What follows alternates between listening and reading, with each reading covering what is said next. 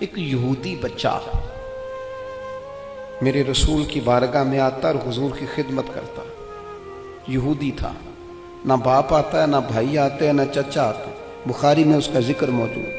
آتا اور محبت کرتا، خالی نوکری کرتا. بیمار ہو گیا، قربان جائیں. اللہ کے رسول تیمارداری کرنے چلے گئے اور حضور اس کے سرانے جا کے بیٹھ گئے. وہ یہودی اس بات پر ہی بڑا حیران تھا کہ مجھ غریب کے گھر محبوب آ گئے. اور پھر حضور اس کے گھر جا کے گویا کنواں پیاسے کے پاس چلا گیا. گھر جا کے حضور سرانے بیٹھ کر فرمانے لگے چل پڑھنا کلمہ، پڑھنا کلمہ. یہ اس کی محبت تھی. وہ صرف محبت کرتا. وہ تو بچہ تھا، اظہار بھی نہیں کر سکتا تھا. وہ صرف پیار کرتا، لفظوں کا جامہ نہیں پہناتا تھا. وہ اپنے معاملات، وہ اپنے عمل سے محبوب سے محبت کرتا. حضور علیہ السلام سے پیار کرتا. اور عمر بھی چھوٹی تھی ابھی. عشق لگا سی کھیڈاں کھیڈ دینوں تے کھیڈاں بھول گئیاں. کجل پایا سی یار دے ویکھنے نوں، پھر او دی یاد وچ روندیاں ہی ڈل گئیاں. حیدر شاہ اس گلی کدے نہ رولدی، پر ہن تے رولدی میں رول گئیاں. محبوب فرمانے لگے کلمہ پڑھ لے. اس نے اپنے باپ کی طرف دیکھا. ابا جی کیا کہتے ہیں؟ تو والد کہنے لگے پتر جیسے کریم فرماتے ہیں ویسے ہی کر لے. اس نے کلمہ پڑھنا شروع کر دیا اور محبوب وہاں سے اٹھے اور یہ کہتے ہوئے اٹھے کہ شکر ہے اللہ نے اسے دوزخ سے نجات عطا فرما دی. جہنم سے بچ گیا. کس بنیاد پر بچ گیا؟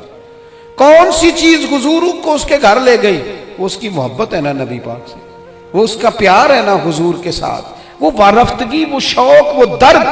2-4 دن کے بعد ایک صحابی نے حضور کی زیارت کی. غریب آدمی تھے. اسے ظاہری طور پر نہ چہرہ انور پر کچھ نکاہت نظر آئی. عرض کرنے لگے حضور میرے ماں باپ قربان، میں چہرے پر کچھ کمزوری ظاہری طور پہ دیکھ رہا ہوں. تو حضور فرمانے لگے 4-5 دن بیت گئے، سوائے کھجور پانی کے میں نے کچھ کھایا نہیں. صرف میٹھا ہی کھانا سنت نہیں، فاقہ کرنا بھی سنت ہے. میں نے کچھ دنوں سے کھایا نہیں. اس کے ظاہری اثرات ظاہری طور پر کچھ تمہیں دکھائی دے رہے ہیں. دوڑے گئے، گھر والوں سے پوچھا کچھ ہے کھانے کے لیے؟ انہوں نے کہا کچھ نہیں ہے. جو اپنے گھر تھے قریب رشتہ داروں کے، پڑوسیوں کے، ہمسایوں سے، ان سے پوچھا تمہارے پاس ہے کچھ کھانے کو؟ انہوں نے کہا کچھ نہیں. اب یہاں بھی رکے نہیں. یہ محبت ہے نا، یہ شوق پیدا کرتی. یہ محبت ہے نا، یہ بندے کے اندر جذبات پیدا کرتی.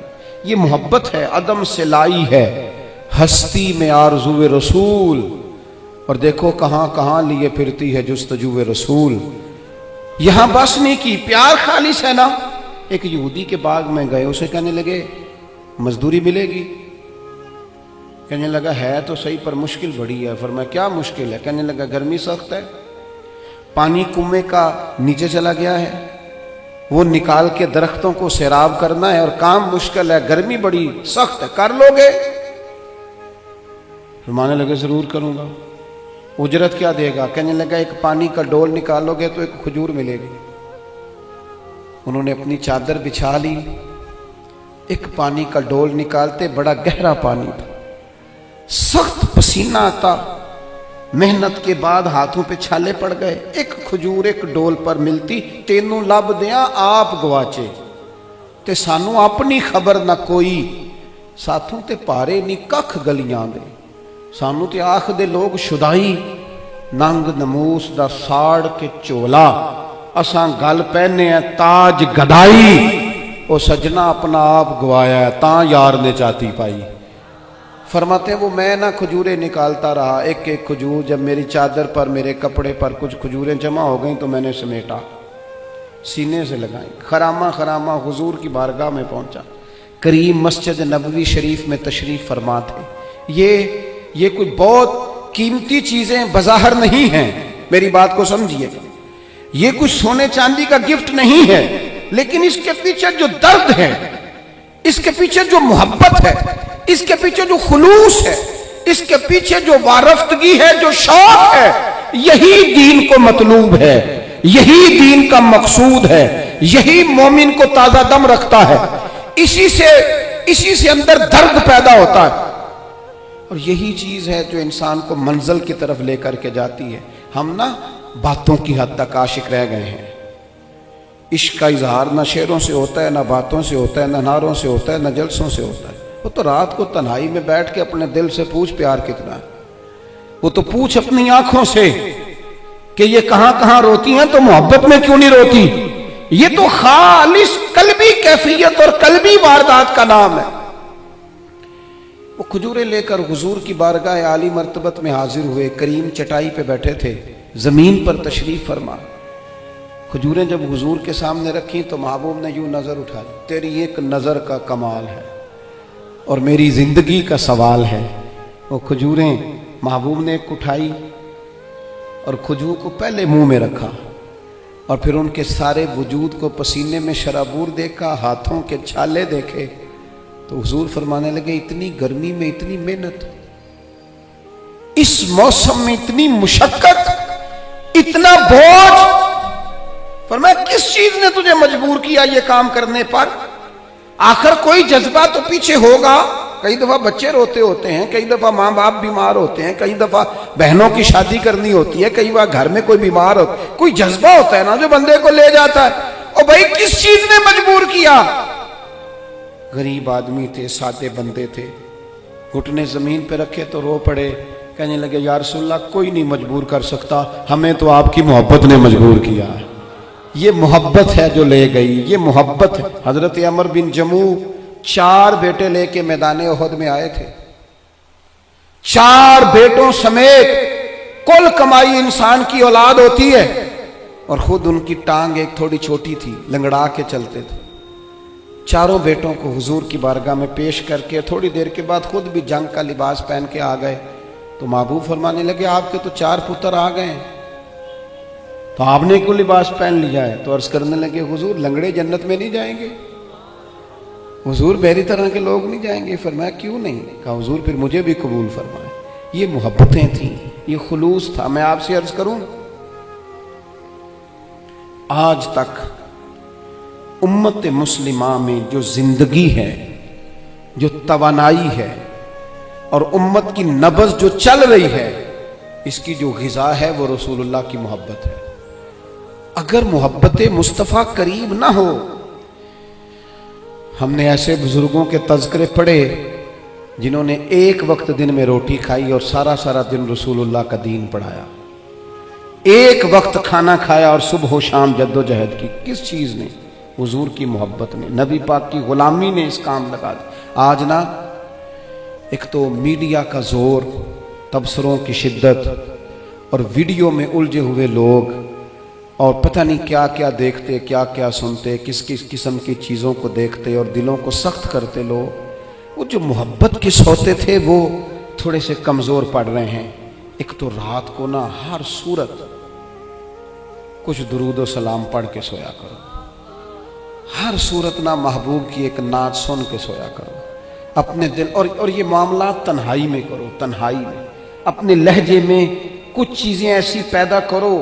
آپ خود اپنے آپ کو دیکھو، انسان سب سے بڑا خود گواہ ہوتا ہے کہ میں کہیں سخت تو نہیں ہو گیا، کہیں میرا رویہ تلخ تو نہیں ہو گیا، کہیں کسی مقام پر میں کسی تکبر کا شکار تو نہیں ہو گیا۔ اپنے آپ سے خود بات کریں، اپنے آپ کو ٹٹولیں اپنے آپ۔ حضرت عبداللہ ابن سلام رضی اللہ تعالیٰ عنہ بڑے عالم صحابی ہیں اور صاحب حیثیت تھے، گھر میں بیٹے بھی تھے، غلام بھی تھے، پھر بھی ایک دن لکڑیوں کا گٹھا سر پہ رکھ کے نا گزر رہے تھے رستے سے، تو ایک صحابی نے کہا آپ کے گھر میں بیٹے بھی ہیں، غلام بھی ہیں، تو خود کام کر رہے ہیں؟ فرمانے لگے وہ میرا نفس ذرا بڑا ہو گیا تھا، کہنے لگ گیا تھا تو بڑی شے ہے، میں ذرا اسے نہ صحیح کر رہا ہوں، اس کو تھوڑا سا نا اپنے اوپر خود نہیں ڈھونڈتا پھرتا ہوا ہے اقبال اپنے آپ کو، آپ ہی گویا مسافر آپ ہی منزل ہوں میں۔ اپنے آپ کو دیکھیں، وارفتگی اور شوق اپنی طبیعت میں پیدا کریں، لہجوں سے ساری نفرتیں بھگا دیں۔ کوئی غلط کراس ہی کر گیا نا پھر کیا ہوا؟ کچھ جملے بعض اوقات بڑے اچھے لکھے ہوتے ہیں گاڑی کے پیچھے بھی۔ ایک جملہ مجھے بڑا ہی پسند ہے، بڑا ہی پسند ہے، اکثر گاڑیوں کے پیچھے لکھا ہوتا ہے تو لنگ جا ساڈی خیر ہے۔ آپ یقین کریں خیر ہے، کچھ بھی نہیں ہوتا، 5 منٹ لیٹ ہو جائے۔ کوئی غلط کراس کر گیا، 2-4 ہارن دے گیا، تھوڑا تلخ ہو گیا تو کیا ہے بھلا ہم؟ کوئی کر گیا نا بات تو پھر کیا ہوا؟ کسی نے کو 2-3 جملے ہمارے بارے میں مخالف بول دیے تو مثلاً کیا ہے، ہم مٹی دے تے مٹی رہنا ہی ایویں کادی بلے بلے، اج مٹی دے اتے بندے تے کل مٹی دے تھلے، اتنا زیادہ اپنے آپ کو بڑا کر لینا اور خود بخود ہی کر لینا، اور ہر وقت تلخ رہنا، ہر وقت ناراض رہنا۔ اگر کسی وقت کوئی نام بھی سلام لے سکے اور اگر کسی وقت کو پوری توجہ نہ بھی کر سکے تو کیوں کہتے ہو کہ بندہ متکبر ہے؟ یوں کیوں نہیں کہتے کہ کوئی پریشانی ہوگی؟ یوں کیوں نہیں سوچتے کہ اس کی طبیعت خراب ہوگی؟ او بھائی کچھ تو مجبوریاں رہی ہوں گی، یوں ہی کوئی بے وفا نہیں ہوتا۔ کسی جگہ غور کر لو، کہیں کسی شخص کو کوئی تکلیف نہ ہو، لیکن وہ ہم نے نہ تھوڑی تھوڑی باتیں، اب تو نہ ہمیں کوئی بات پتہ چلتی ہے نہ ہمارے پاس کوئی یقینی خبر ہوتی، ہم اپنے گھر میں بیٹھ کر سوچ کر ہی کہ فلاں اس طرح کا ہے، نرا سوچ کے ہی ناراض ہو جاتے ہیں۔ کوئی ہمارے پاس اس کی دلیل نہیں، کوئی ثبوت نہیں، کوئی پروف نہیں، فلانا بندہ اس طرح کا ہے، سوچ کر ہی ناراض ہو گئے 100%۔ تو یہ آج کچھ محبت لے کے جانی ہے، کچھ ناراضگیاں چھوڑ دینی ہے، کچھ بندوں کو نہ خود بخود ہی معاف کر دینا، کچھ لوگوں کے بارے میں نہ دل کو ہلکا پھلکا کر کے سونا، کہیں کوشش کرنی ہے یار آج کے بعد نہ تھوڑا پیچھے بھی سیٹ مل گئی تو ہو جائے گا گزارا، کوشش کرنی ہے کہ یار کوئی حرج نہیں ہے، اگر کوئی بندہ کوئی تلخی کر بھی جائے گا تو کوئی حرج نہیں، ہم نے اپنے لہجے کو گڑبڑ نہیں کرنا، محبتوں کو فروغ دیں، محبتوں کے ساتھ جئیں، محبتوں کو آگے رکھیں۔ ساری دنیا میدان میں نکلتی ہے جیتنے کے لیے، لیکن کچھ حضرت جنید بغدادی کی طرح میدان میں ہارنے کے لیے بھی اترتے ہیں۔ وہ کہتے ہیں یار نہیں، اپنوں سے، بزرگوں سے، بڑوں سے، قریبیوں سے، محبت والوں سے کوئی جیتا تو نہیں نہ جاتا، کوئی عرض نہیں، ہم ہار جائیں گے، کوئی فرق نہیں پڑتا۔